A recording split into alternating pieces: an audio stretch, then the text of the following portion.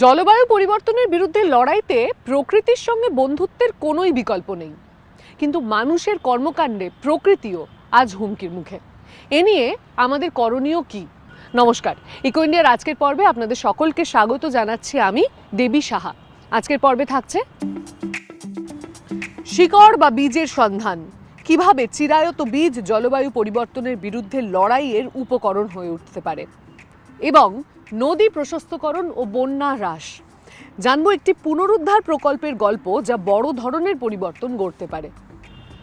পৃথিবীর বুক চিরে শিরা উপশিরার মতো বয়ে চলেছে নদী, চারপাশের পরিবেশকে করছে সমৃদ্ধ।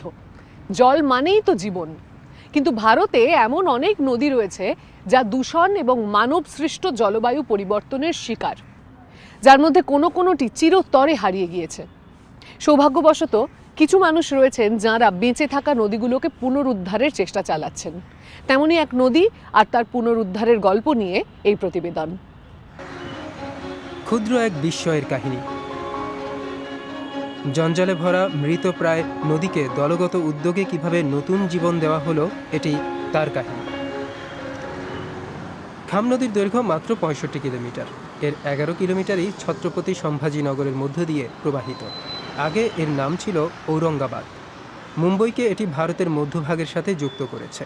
ভারতের পশ্চিমের অন্যতম দ্রুত বর্ধনশীল শিল্প শহরগুলোর একটি এটি। এই উন্নয়ন একদা পরিচ্ছন্ন নদীকে নর্দমায় পরিণত করেছে, তাকে পুষ্ট করার বদলে মেরে ফেলেছে। দিন দিন জনবসতি বাড়ছে, কোনো পয়ঃপ্রণালী নেই, এবং আপনি জানেন এই নদীটি ওই এলাকার নিম্নতম অঞ্চল। ফলে যা ফেলা হয় তা সেখানেই থাকে। নদীর বদলে সেটি এখন নালা হয়ে গিয়েছে। রামাবাদের মতো বেশিরভাগ স্থানীয় বাসিন্দাই জানেন না তাদের বাড়ির কাছে বয়ে চলা এই নর্দমা একদা প্রাকৃতিক নদী ছিল। তারা সেখানেই জঞ্জাল ফেলা চালিয়ে যান। নদীর এপারটা বরাবরই নোংরা ছিল। এর উপর সেতু তৈরির আগে এই পারের বাসিন্দাদের অনেকে এখানে এসে মলত্যাগ করতেন। গৃহস্থালির বর্জ্য ছাড়াও নদীতে বড় মাপের শিল্পজাত বর্জ্য ফেলা হয়। ভ্যারক ইঞ্জিনিয়ারিং নামের একটি স্থানীয় সংস্থা এর বদল ঘটাতে চায়। ২০১৭ সালে সামাজিক দায়বদ্ধতার অংশ হিসেবে তারা নদী সাফাই শুরু করে।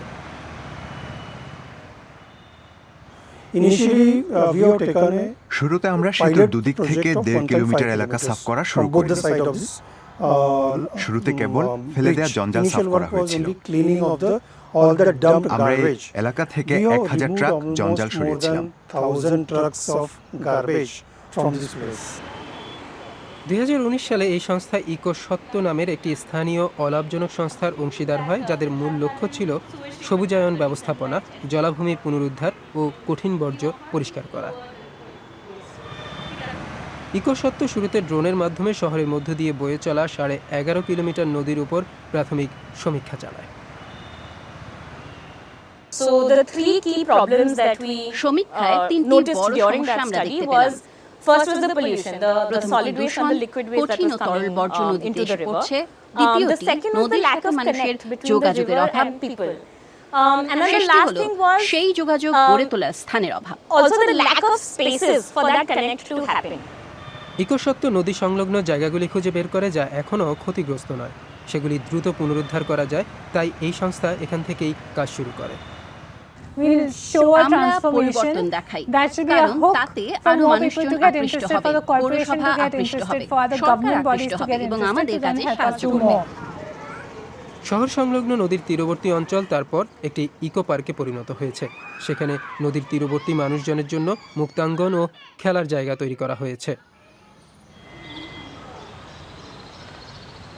আরেকটি গুরুত্বপূর্ণ পদক্ষেপ ছিল নদীকে বর্জ্যমুক্ত করা। এই সংস্থা দেখেছিল প্রায় ২৫০টি জায়গা থেকে শহরের জঞ্জাল সরাসরি নদীতে এসে পড়ে। পাইপ সরানো ও বাড়িঘরকে ভূগর্ভস্থ পয়ঃপ্রণালীর সাথে যুক্ত করা এই কাজের অংশ ছিল। পরবর্তী পদক্ষেপ নেয় পৌরসভা কর্তৃপক্ষ। নদী বরাবর তারা পরিশোধক কেন্দ্র গড়ে তোলে।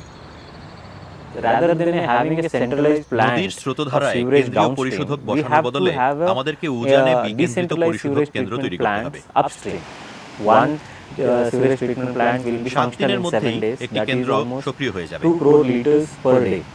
So এর that ক্ষমতা প্রায় 2 2 crore কোটি liters litre. once it comes on the নদীতে এলেই river, তা সাফ হয়ে যাবে। then the river will be clean.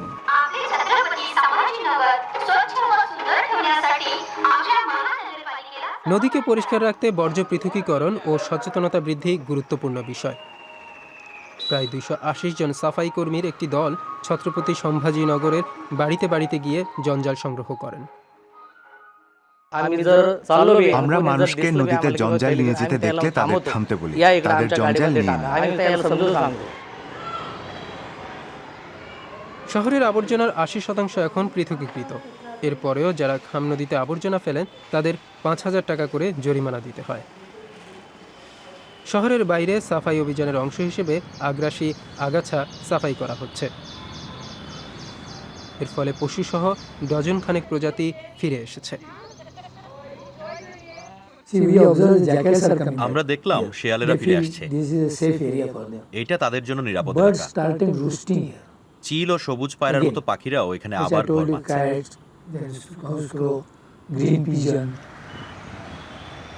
পঞ্চবার্ষিকী খাম পুনরুদ্ধার প্রকল্পের জন্য প্রায় 15 কোটি টাকা খরচ করা হয়েছে।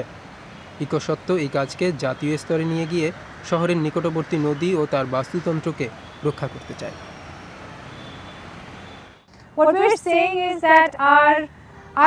আমরা বলতে চাই নদী আমাদের জীবনরেখা, মানুষ ও জীববৈচিত্র্যের স্থান।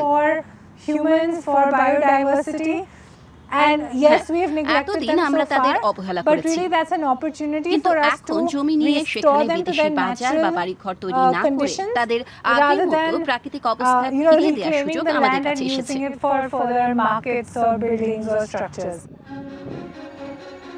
অনেক অগ্রগতি হলেও এখনও অনেক কাজ বাকি। এর মধ্যে আছে জলের সার্বিক গুণমান লক্ষ্য করা, নদী ও তার আশেপাশের গাছগাছালি, জীবজন্তুর অবস্থার বিষয়ে মানুষের সচেতনতা ও দায়িত্ব বৃদ্ধি এখন গুরুত্বপূর্ণ বিষয়। ইউরোপে সবচেয়ে সবুজ শহরগুলির মধ্যে একটি হলো বার্লিন, যা 30 ভাগই সবুজ এবং জল দ্বারা বেষ্টিত।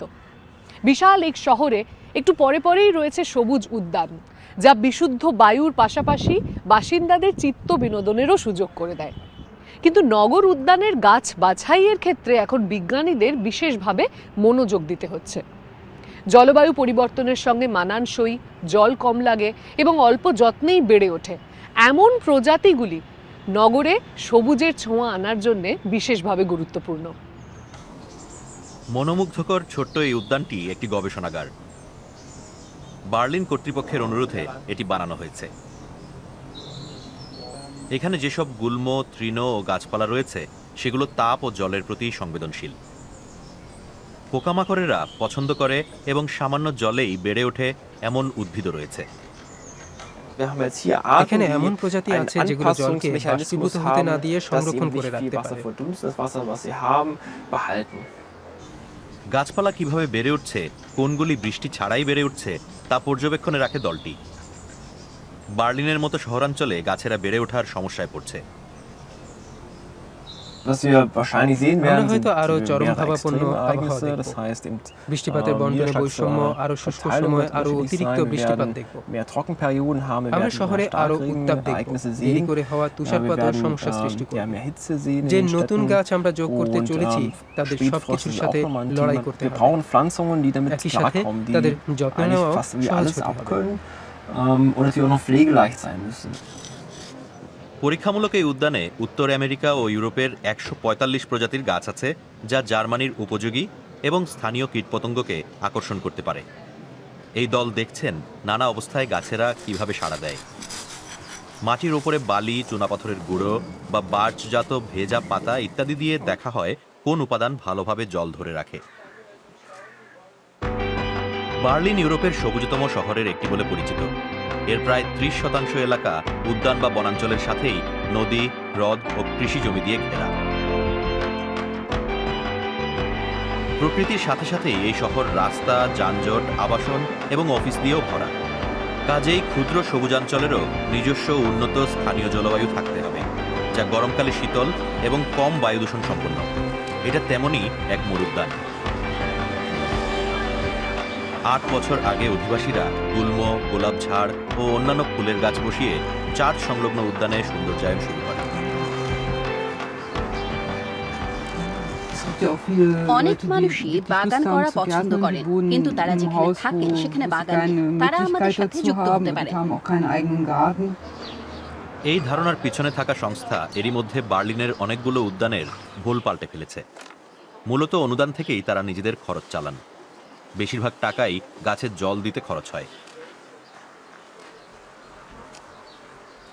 এখানে বেড়ে ওঠা গাছগুলো দীর্ঘমেয়াদী খরার সমস্যায় ভুগছে। 10 বছর আগে হলে ফুল গাছের বাগিচাগুলো এই সমস্যায় পড়তো না।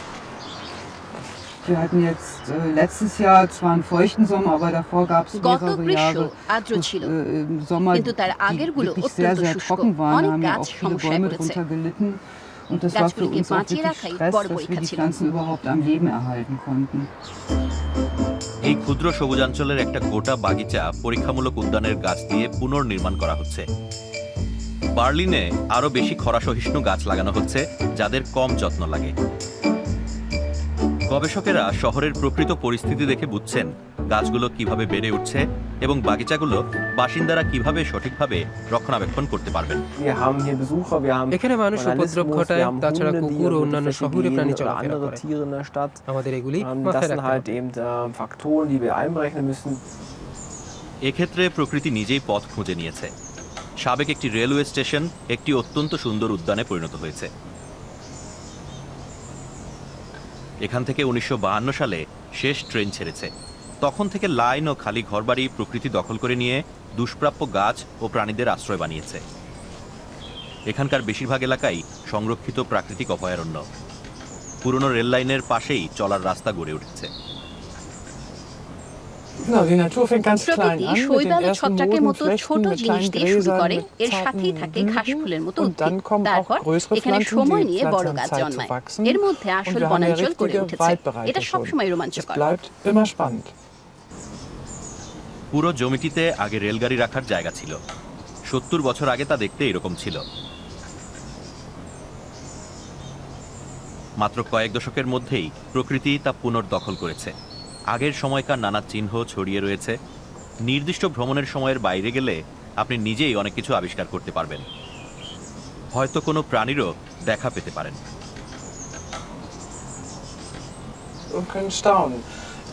বুনো গোলাপ ও শিম জাতীয় গাছে ফুল এসেছে। ছোট বাজ পাখিরা উঠতে শিখে ডাকাডাকি শুরু করেছে। কাঠবিড়ালিরা বাদাম সংগ্রহ করছে। শহরের মাঝে প্রকৃতির অভিজ্ঞতা অনন্য। কখনো কখনো প্রকৃতিকে তার মতো করে বেড়ে উঠতে দেয়াই ভালো। তবে পরিবর্তিত পরিস্থিতিতে মানিয়ে নিতে মাঝে মধ্যে সাহায্যের হাত বাড়িয়ে দেওয়াও উপকারী হতে পারে। বিজ্ঞানীরা জানিয়েছেন, জলবায়ু পরিবর্তনের সবচেয়ে খারাপ পরিস্থিতিতে এবং অভিযোজন সম্ভব না হলে পৃথিবীর শস্যের 1/4 হারিয়ে যেতে পারে। সময়ের সঙ্গে অনেক স্থানীয় প্রজাতি ইতিমধ্যেই হারিয়ে গিয়েছে।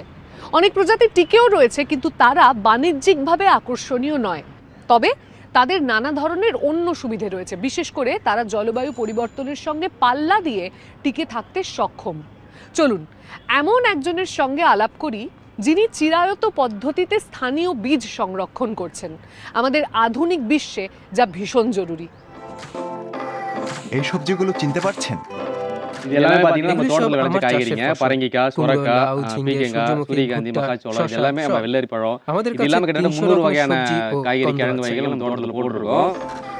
কৃষ্ণগিরি জেলার উথানগাড়ের কৃষক সুন্দর কেবল তামিলনাড়ুর স্থানীয় বীজ নিয়ে কাজ করেন। যা দেখলেন সবকটা সবজির নাম হয়তো আপনাদের অজানা, কারণ সেগুলো বিরল হয়ে উঠেছে। গবেষণায় জানা গিয়েছে দেশি টমেটোর 10,000 প্রকারভেদ ছিল, এখন বাজারে মাত্র 2টি দেখা যায়। তামিলনাড়ুতে 4,000 রকমের বেগুন ও 2 লক্ষ প্রকারের প্রচলিত চাল পাওয়া যেত। সুন্দরের ক্ষেত সেই অল্প কিছু জায়গার একটি, যেখানে এদের কয়েকটি এখনো পাওয়া যায়। நம்மளோட பயணத்துல আমি வந்து நம்ம তামিলনাড়ুর தமிழ்நாடு নানা முழுவதும் জায়গায় பயணம் ঘুরে பண்றோம் চিরাচরিত என்னென்ன খাবারের மக்கள் নানা சாப்பிட்டாங்க প্রকার নিয়ে அப்படின்றத জেনেছি। தெரிஞ்சுக்கிறதா এখনো இந்த অবধি மொத்த আমি பயணம் வந்து ওভারঅল 1000 রকমের ஒரு বীজ 1000 শনাক্ত ও লিপিবদ্ধ করেছি। அடையாளப்படுத்தி গত বছর আমাদের குறிப்பா কাছে பாத்தீங்கன்னா 80 தக்காளி প্রজাতির ஒரு টমেটো 100 ছিল, வகையான தக்காளி இருக்கு কিন্তু போன 80 এই বছর போட்டிருந்தா তা இந்த 100 100 வகையான হয়েছে। தக்காளி இருக்கு அது இல்லாம এছাড়াও சொரக்காய் আমাদের இருக்கு কাছে சொரக்காயில 30 60 রকমের வகையான লাউ சொரக்காய் ও நம்ம போயிட்டு 30 இருக்கு அது রকমের மாதிரி பரங்கிக்காயில কুমড়ো வந்து ஒரு আছে। 30 வகையான பரங்கிக்காய் இருக்கு বিভিন্ন স্থানীয় বীজকে সরিয়ে দ্রুত ফলনশীল, দক্ষ ও লাভজনক প্রজাতি উঠে এসেছে। কিন্তু সুন্দরের বিশ্বাস, এই বীজ লাভ ক্ষতির ঊর্ধ্বে। তাদের স্বাদ আলাদা এবং অতিরিক্ত পুষ্টিগুণও রয়েছে। এই জলবায়ুতে বেড়ে ওঠার কারণে স্থানীয় বীজ খরার মতো চরম ভাবাপন্ন প্রাকৃতিক পরিস্থিতির প্রতিও বেশি সহনশীল। গত বছরের তথ্য বলছে তামিলনাড়ুর 60 লক্ষ চাষির 1.5 লক্ষই খরায় আক্রান্ত। সুন্দর মনে করেন, স্থানীয় বীজের দিকে নজর দিলে তার সমস্যা সমাধানে বড় ভূমিকা নিতে পারে। এজন্য কৃষকদেরই দায়িত্ব নিতে হবে। ஏன் விவசாயிக்கு விதை கையில எடுக்கணும் அப்படின்னா কৃষকেরা விவசாயிக்கு விதை স্থির தான் করবেন பெரிய சொத்து। কিভাবে কি চাষ அதாவது করবেন। தான் நிலத்துல என்ன তাদের விவசாயம் যদি বীজের উপর பண்ணணும்ன்றத নিয়ন্ত্রণ না விதை থাকে கையில வச்சிருந்தா மட்டும் তাহলে தான் তাদের முடிவு பண்ண முடியும்। নিয়ন্ত্রকদের விதை কথা உங்ககிட்ட শুনতে இல்லைன்னா হবে। யார் விதை வச்சுக்கிறாங்களோ அவங்க சொல்ற விவசாயத்தை நீங்க பண்ணி ஆகணும்।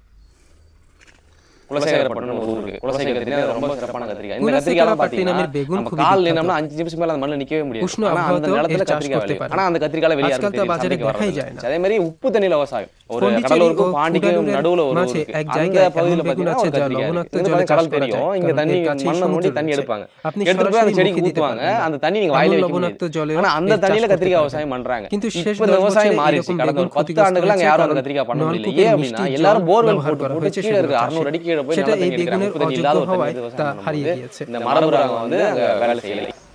স্থানীয় বীজের বদলে সংকর বীজ ব্যবহার হচ্ছে, যা দুটি গাছের পরাগ মিলনের ফলে সৃষ্ট।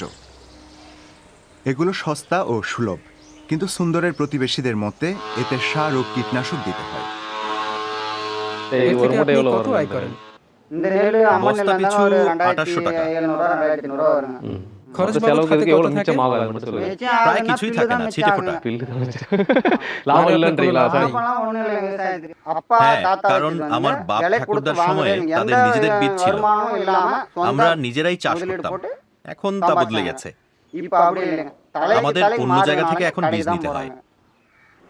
সুন্দর একটি দল বানিয়েছেন যারা নিজেদের মধ্যে স্থানীয় বীজ বিনিময় করেন, যাতে সেগুলো দীর্ঘমেয়াদে টিকে থাকে। এর ফলে ওই বীজ সবার জন্য মুক্ত হবে। তারা বীজ সংগ্রহের পাশাপাশি চিরাচরিত বীজ ব্যবহার নিয়ে কৃষকদের সচেতনতা বৃদ্ধি করেন। என்னுடைய குடும்பம் வந்து பூர்வீகமா விவசாய আমাদের குடும்பம் தான். পরিবার முன்னாடி வந்து চিরকালই কৃষক வீர ரக পরিবার। விதைகளை வச்சு தான் ரசாயன আমরা விவசாயம் শঙ্কর பண்ணியிருந்தாங்க. বীজ இப்போ দিয়ে வந்து রাসায়নিক நாட்டு উপায়ে ரக চাষ করতাম। விதைகளை வச்சு இயற்கை விவசாயம் এখন আমরা பண்ணியிருந்தாங்க. প্রাকৃতিক বীজ ব্যবহার করে জৈব চাষ করছি। ஃபேஸ்புக்ல முகநூல்ல சுந்தர் আমি সুন্দরের সাথে அப்போ வந்து ফেসবুকে எங்கிட்ட இருக்க যোগাযোগ விதையை করি। அவர்கிட்ட கொடுத்தேன். তিনি বীজ அவருக்கு আদান প্রদান ও இருக்கிற চাষে விதையை நான் ব্যবহার வந்து করার இப்படி, নতুন இங்க পদ্ধতি খুঁজে இருக்கிற পেতে আমাকে সাহায্য করেছেন। தோட்டத்துல போட்டு இங்கிருந்து பயிர ஆரம்பிச்சோம்.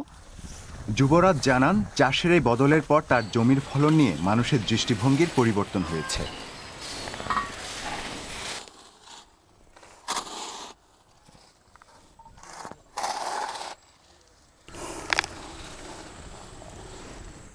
இந்த நாட்டு ரக விதைகளை வந்து நம்ம திரும்ப অতিরিক্ত পরিশ্রম বা খরচ இங்க ছাড়াই நல்லா এই விளையுது. স্থানীয় সবজি আমাদের நம்ம வந்து খেতে விதைக்கான ভালো காசு রকম எதுவும் ফলে। கொடுக்கறது கிடையாது. இந்த তাছাড়া அதுக்கான আমরা রাসায়নিক সার உரத்துக்கான দিয়ে காசு எதுவும் আমাদের கொடுக்கறது জমি கிடையாது. நம்ம கிட்ட ক্ষতি என்ன করি না। கிடைக்குதோ அது மட்டும் தான். இங்க விளையிறதை எடுத்து মানুষও போயிட்டு இந்த সেটা சந்தைகளை পছন্দ করেন। கொடுக்குறோம்.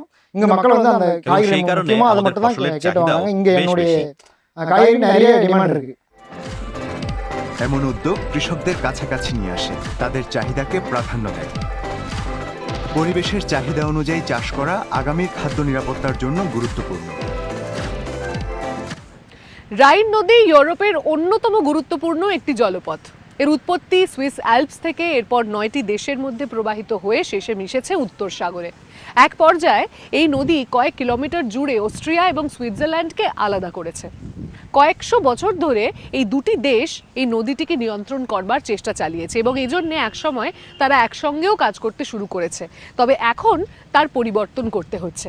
তার কারণ, নতুন আইন অনুযায়ী ইউরোপীয় ইউনিয়নকে 2030 সালের মধ্যে 25,000 কিলোমিটার নদীর গতিপথ পুনরুদ্ধার করতে হবে। এই কাজ কিভাবে সম্ভব করবে অস্ট্রিয়া এবং সুইজারল্যান্ড, তারই বিস্তারিত রয়েছে এই প্রতিবেদনে। আলপীয় রাইন উপত্যকায় এখন প্রায় 5 লক্ষ মানুষের বসবাস। অস্ট্রিয়া ও সুইজারল্যান্ডের সীমানায় অবস্থিত রাইন দেশ দুইটিকে আলাদা করলেও একসাথে কাজ করার তাগিদও তৈরি করেছে। 150 বছর আগে এই অঞ্চল দেখতে অনেক আলাদা ছিল। নদী উপত্যকার মধ্যে এঁকে বেঁকে বয়ে বড় জলাভূমি সৃষ্টি করত। স্থানীয় লোকজন রাইন নদীর তীর গাছ ও উঁচু বাঁধ দিয়ে শক্তপোক্ত করত, কিন্তু একদিক রক্ষা করলে অন্যদিকে আরও বন্যা হতো। মাঝে মধ্যেই ভয়াবহ বন্যা হতো, কোনো তীরেই নদীকে বশ মানানো যেত না। 1892 সালে অস্ট্রিয়া ও সুইজারল্যান্ড অবশেষে বন্যা প্রতিরোধের জন্য চুক্তি সই করে। দুই দেশ মিলে ইন্টারন্যাশনাল রাইন রেগুলেশন নামের একটি যৌথ কর্তৃপক্ষ গঠন করে, যা উভয় দেশেরই স্বার্থ রক্ষা করবে। মাঝে কেবল একটা নদী থাকলেও সংস্কৃতিগতভাবে আমরা আলাদা, তবে আমি মোটামুটি বলতে পারি আমরা একে অন্যকে বেড়ে উঠতে সাহায্য করেছি।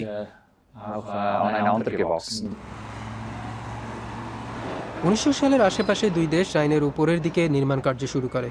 খরচ ভাগাভাগি করা হয়, শুরুতে যন্ত্র ছাড়াই কাজ করা হয়। 1950 নাগাদ বড় যন্ত্রপাতির ব্যবহার শুরু হয়। নদীগর্ভ গভীর ও সংকীর্ণ করা হয় এবং দুই তীরের বাঁধ উঁচু করা হয়।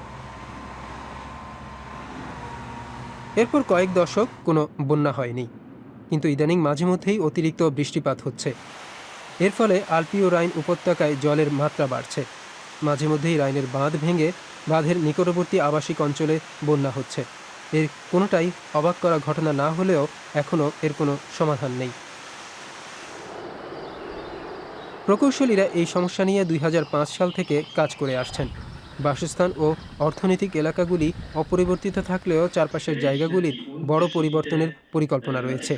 স্থানীয় গোষ্ঠীর সমর্থন পাওয়াটাই মূল সমস্যা।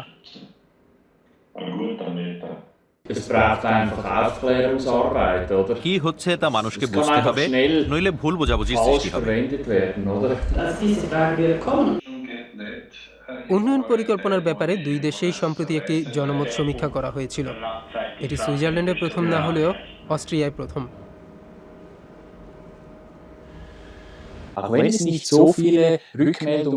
যতটা আশা করা হয়েছিল ততটা সাড়া পাওয়া না গেলেও বিশেষ করে অস্ট্রিয়া থেকে দরকারি সহযোগিতা পাওয়া গেছে। শেষ অবধি এরকম জিনিসে বোঝাপড়া সঠিক হয়। আমাদের বিশ্বাস তার ফলে পরিকল্পনা অনুমোদনের কাজ দ্রুত হতে পারে। এই পরিকল্পনা কেমন দেখতে হতে পারে? খুবই সহজ, রাইনকে আরও জায়গা দেওয়া হবে। লাল চিহ্নিত জায়গায় পুরোপুরি বাঁধ সরিয়ে নেওয়া হবে। এর ফলে নদী আরও চড়া হয়ে মাঝে দ্বীপ জেগে উঠবে, যা বন্যা প্রতিরোধ ও জীববৈচিত্র্য রক্ষায় গুরুত্বপূর্ণ ভূমিকা পালন করবে। রাইনের অস্ট্রিয়ার দিকের তীরে পরিকল্পনাটি উন্মুক্ত প্রদর্শনীর জন্য রাখা আছে। জনগণের উদ্বেগের দিকগুলোও খতিয়ে দেখা হচ্ছে। এখন নদীর প্রস্থ 60 থেকে 70 মিটার। ভবিষ্যতে নদী 300 থেকে 380 মিটার চওড়া হবে। মানচিত্রের উপরের দিকে দেখলে দেখা যাবে যেখানে বাড়িঘর আছে সেখানে বাঁধ সরানো হয়নি। যেখানে কৃষি জমি বা বনাঞ্চল আছে সেখানে বাইরের দিকে কিছুটা সরানো হয়েছে।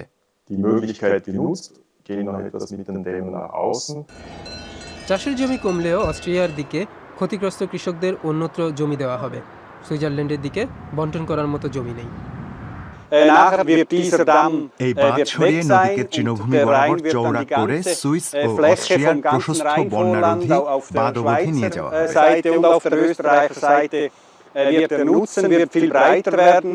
আমাদের পেছনে থাকা সমস্ত সবুজ অঞ্চল নদী হয়ে যাবে। তখন তা কৃষি বা পশুপালনের জন্য ব্যবহার করা যাবে না। এই কারণে সুইজারল্যান্ডের দিকের কৃষকেরা এই পরিকল্পনার বিরোধিতা করছেন, কিন্তু অস্ট্রিয়ার দিকে তত ভিতরে যাচ্ছে না।